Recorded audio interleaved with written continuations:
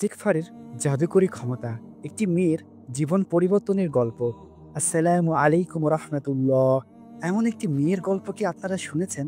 যার জীবন ছিল হতাশা আর ব্যর্থতায় ভরা, যার স্বপ্নগুলো একটার পর একটা ভেঙে যাচ্ছিল, আর যার মনে হচ্ছিল তার দোয়া আল্লাহ কখনো কবুল করবেন না।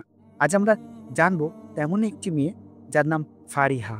সে হতাশ ছিল, কিন্তু ইস্তেগফার তার জীবনকে সম্পূর্ণ বদলে দেয়। ফারিয়ার সব স্বপ্ন ছিল ব্যর্থতায় মোড়া। সে আল্লাহর কাছে অনেক দোয়া করত, কিন্তু কোনো ফল পেত না। একদিন সে তার কষ্টগুলো এক বিজ্ঞ আলেমের কাছে খুলে বলল। আলেম তাকে বললেন, মা, তুমি তোমার জীবনের সব সমস্যা সমাধানের জন্য একটি আমল শুরু করো।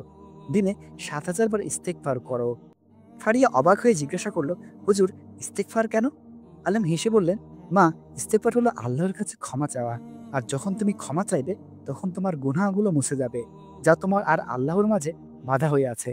ইস্তেগফার শুধু গুনাহ মাফ করে না, বরং এটি রিজিক বৃদ্ধি করে, বিপদ থেকে মুক্তি দেয় এবং দোয়া কবুলের পথ খুলে দেয়।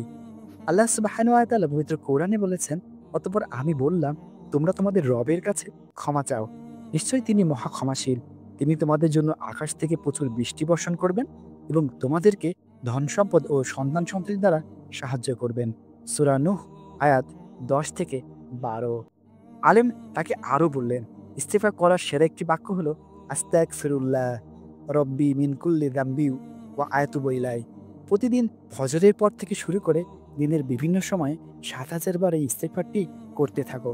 ফারিয়া প্রথমে ইতস্তত করল, কিন্তু তার মনের গভীরে থেকে একটি বিশ্বাস তাকে এই কাজটি করার জন্য অনুপ্রাণিত করল। ফারিয়া আলেমের কথা অনুযায়ী প্রতিদিন ৭,০০০ বার ইস্তেগফার করা শুরু করল। প্রথম কয়েকদিন তার জন্য খুব কঠিন ছিল। সে গুনাহর কথা মনে করে লজ্জা পেত, কান্না করত, কিন্তু সে হাল ছাড়ল না। এক মনে প্রশান্তি আসা। কয়েকদিন পর সে অনুভব করলো তার মনের ভিতর থেকে এক অজানা শান্তি আসছে। তার হতাশা কমে আসছে। রাসূলুল্লাহ সাল্লাল্লাহু আলাইহি ওয়াসাল্লাম বলেছেন, যে ব্যক্তি বেশি বেশি ইস্তেগফার করে, আল্লাহ সুবহানাহু ওয়া তাআলা তাকে প্রতিটি সংকট থেকে মুক্তি দেন, প্রতিটি দুশ্চিন্তা থেকে নিষ্কৃতি দেন। আবু দাউদ। ফারিয়া এই হাদিসের সত্যতা নিজের জীবনে অনুভব করলো। ২ রিজিক বৃদ্ধি। ১ মাস ইস্তেগফার করার পর সে একটি ইন্টারভিউয়ে অংশ নিল, যা সে আগেই প্রত্যাখ্যান করেছিল। এবার সে খুব সহজে চাকরি পেয়ে গেল। তার রিজিকের দরজা খুলে গেল। সে বুঝল ইস্তেগফার সত্যি রিজিক বৃদ্ধি করে। ৩ দোয়া কবুল হওয়া। ফারিয়া তার পছন্দের মানুষটির জন্য আল্লাহর কাছে দোয়া করত। একসময় তার দোয়া পছন্দের মানুষটি তার কাছে বিয়ের প্রস্তাব দিল। ফারিয়ার চোখে আনন্দের অশ্রু। সে বুঝতে পারল তার দোয়া কবুল হয়েছে। ইস্তেগফার তার জীবনের সব বাধা দূর করে দিয়েছে। ৪ অন্তরের পরিবর্তন। ফারিয়া এখন আর হতাশাগ্রস্ত নয়। সে আল্লাহর প্রতি কৃতজ্ঞ। তার মনে আর কোনো দুশ্চিন্তা নেই। সে তার প্রতিটি সফলতার পেছনে ইস্তেগফারের অবদান দেখতে পায়। ফারিয়ার এই গল্পটি আমাদের কি শেখায়? এটি শেখায় যে আমাদের জীবনে যত কষ্টই আসুক না কেন, আল্লাহর কাছে সবকিছুর সমাধান আছে। ইস্তেগফার হলো সেই জাদুকরী আমল যা আমাদের জীবনের সব বাধা দূর করে দেয়। আপনার জীবনে যদি এমন কোনো সমস্যা থাকে, তবে আজই থেকেই আমল করা শুরু করুন। ৭,০০০ বার না হলেও প্রতিদিন ১০০ বা ৫০০ বার করে ইস্তেগফার করুন। আপনার প্রতিটি গুনাহের জন্য আল্লাহর কাছে ক্ষমা চান।